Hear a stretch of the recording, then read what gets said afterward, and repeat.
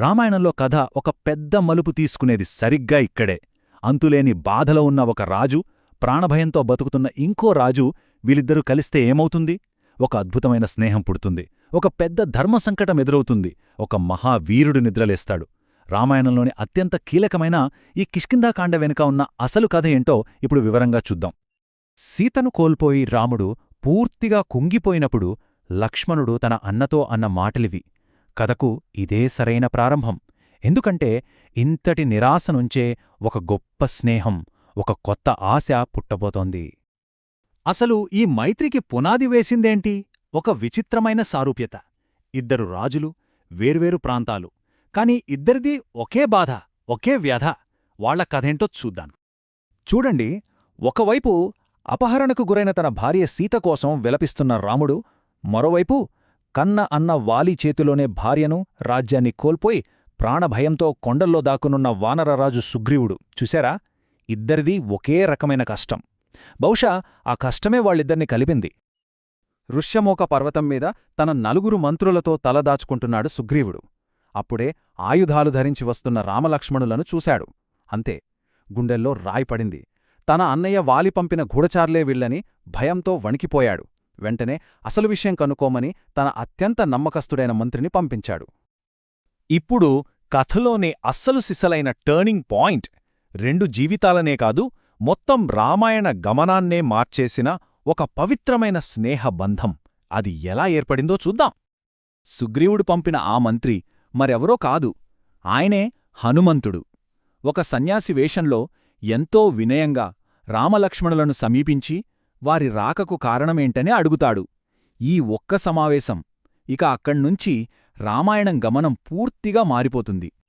హనుమంతుడి మాటల్లోని స్పష్టత, పాండిత్యం, వినయం చూసి రాముడు ఎంతగానో ముగ్ధుడైపోతాడు. లక్ష్మణుడి వైపు తిరిగి హనుమంతుడి వాగ్ధాటిని మెచ్చుకుంటూ ఈ మాటలంటాడు. ఒక్క మాటతో మొదటి పరిచయంలోనే హనుమంతుడు రాముడి పూర్తి నమ్మకాన్ని గెలుచుకున్నాడు. ఇక హనుమంతుడి చొరవతో రామసుగ్రీవులు కలుసుకున్నారు. అగ్నిని సాక్షిగా చేసుకుని మిత్రులయ్యారు. వాళ్ల మధ్య ఒప్పందం చాలా క్లియర్గా ఉంది. రాముడు సుగ్రీవుడికి రాజ్యాన్ని తిరిగిప్పిస్తాడు, అంటే వాలిని వధిస్తాడు. దానికి బదులుగా సుగ్రీవుడు తన వానర సైన్యంతో సీతను వెతుకుతాడు. మనం ఇప్పుడు ఈ కాండంలోనే అత్యంత చర్చనీయాంశమైన ఒక పెద్ద ధర్మసంకటమైన ఘట్టానికి వచ్చేశాం. అదే వాలివధ. ఎందుకిలా జరిగింది? అయితే వాలి అంటే మామూలువాడు కాదు, అపారమైన బలవంతుడు. అతన్ని రాముడు నిజంగా ఓడించగలడా అని సుగ్రీవుడికి మనసులో ఒక చిన్న సందేహం. ఆ సందేహాన్ని తీర్చడానికే రాముడు తన శక్తిని ప్రదర్శిస్తాడు. ఒకప్పుడు వాలి విసిరేసిన దుందుబి అనే రాక్షసుడి భారీ అస్థిపంజరాన్ని తన కాలి బొటనవేలితోనే 10 యోజనాల దూరంలో పడేస్తాడు. అంతేకాదు, ఒకే ఒక్క బాణంతో వరుసగా ఉన్న 7 సాలవృక్షాలను చీల్చేస్తాడు. ఇక సుగ్రీవుడికి పూర్తి నమ్మకం కుదిరింది. ప్లాన్ ప్రకారం సుగ్రీవుడు వెళ్లి వాలిని యుద్ధానికి పిలుస్తాడు. ఇద్దరి మధ్య భీకరమైన పోరు మొదలవుతుంది. కాని ఒక సమస్య. అన్నదమ్ములిద్దరూ అచ్చుగుద్దినట్టు ఒకేలా ఉన్నారు. దీంతో చెట్టుచాటునున్న రాముడు ఎవరికి గురిపెట్టాలో తెలియక అయోమయంలో పడిపోయాడు. వాలి చేతిలో దెబ్బల్తిన్న సుగ్రీవుడు వెనక్కి వచ్చేస్తాడు. అప్పుడు గుర్తుకోసం సుగ్రీవుడు మెడలో గజపుష్పి అనే పూలమాలను వేసి మళ్లీ పంపిస్తారు. ఈసారి మాలను బట్టి సుగ్రీవుడిని గుర్తించి రాముడు చెట్టు చాటునుండే బాణం వేసి వాలిని కూల్చేస్తాడు. ప్రాణాలు విడుస్తున్న వాలి రాముడిని కొన్ని సూటి ప్రశ్నలడిగాడు. నేను నీకేమన్యాయం చేశాను? నాతో నేరుగా యుద్ధం చెయ్యకుండా చాటునుండి కొట్టడం ధర్మమా అని నిలదీశాడు. దానికి రాముడు, తమ్ముడి భార్యను చెరపట్టడం మహా అధర్మం. అలాంటి అధర్మపరులను శిక్షించడం రాజుగా నా కర్తవ్యం అని స్పష్టంగా బదిలిచ్చాడు. రాముడు చెప్పిన ధర్మ సూక్ష్మాలను విన్న తరువాత వాలికి తన తప్పు తెలిసివచ్చింది.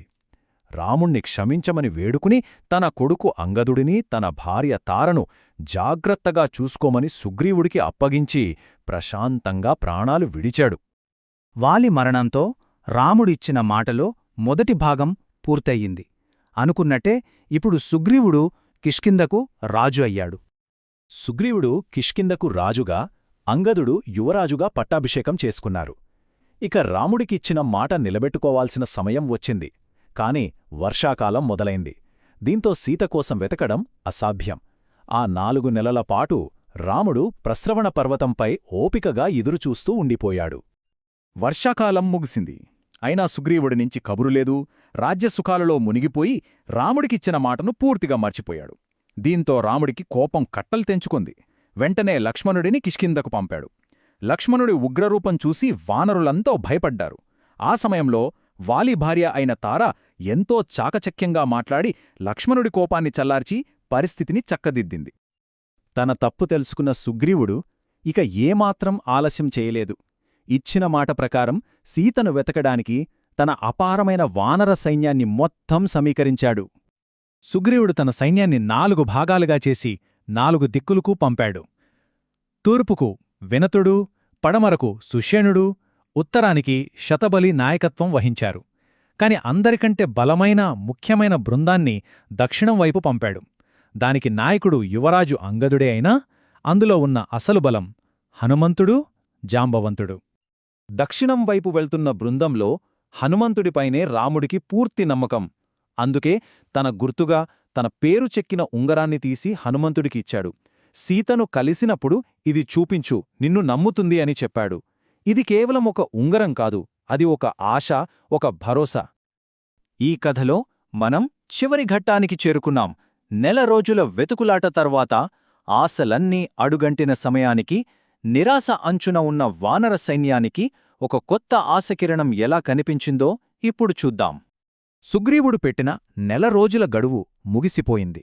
దక్షిణ దిక్కుకు వెళ్లిన అంగదుడు, హనుమంతుడు, జాంబవంతుడు ఎంత వెతికినా సీతమ్మ జాడ కనుక్కోలేకపోయారు. చివరికి వాళ్ల ముందు అంతు లేకుండా విస్తరించిన మహాసముద్రం. దాన్ని చూసి ఇంక తమ పని అయిపోయిందని, విఫలమయ్యామని తీవ్ర నిరాశకు లోనయ్యారు. వాళ్లంతా నిరాశతో ప్రాణాలు వదిలేయడానికి సిద్ధమవుతున్న సమయంలో అక్కడికి జటాయువు సోదరుడైన సంపాతి అనే గద్దలరాజు వచ్చాడు. వానరుల మాటల్లో జటాయువు పేరు విని విషయం తెలుసుకున్నాడు. అప్పుడు చెప్పాడసలు నిజం. తనకున్న పదునైన కంటిచూపుతో సముద్రమవతల లంకలో రావణుడు సీతను బంధించడం తాను చూశానని చెప్పాడు. ఇది కథను ఒక్కసారిగా మలుపు తిప్పిన క్షణం. సీత లంకలో ఉందని తెలిసింది, సరే, కాని 100 యోజనాల వెడల్పున్న ఈ మహాసముద్రాన్ని ఎవరు దాటగలరు? ఈ ప్రశ్నకి ఎవరి దగ్గరా సమాధానం లేదు. అందరూ తమ వల్ల కాదని చేతులెత్తేశారు. ఆ సమయంలో మౌనంగా ఉన్న హనుమంతుడి దగ్గరకు వెళ్లాడు జాంబవంతుడు. వెళ్ళి అతని జన్మ రహస్యాన్ని, అతని అపారమైన శక్తులని గుర్తుచేశాడు. ఒక శాపం వల్ల అతను మరిచిపోయిన తన బలాన్ని తట్టిలేపాడు. జాంబవంతుడి మాటలతో తన అసామాన్య శక్తులన్నీ గుర్తు తెచ్చుకున్న హనుమంతుడు ఒక పెద్ద పర్వతంలా పెరిగి నిలబడ్డాడు. అయితే ఆ 100 యోజనాల మహాసముద్రాన్ని దాటగలడా? ఈ ఒక్క ప్రశ్నతోనే కిష్కింధాకాండం ముగుస్తుంది. ఆ తర్వాత రాబోయే అద్భుతమైన సుందరకాండకు నాంది పలుకుతుంది.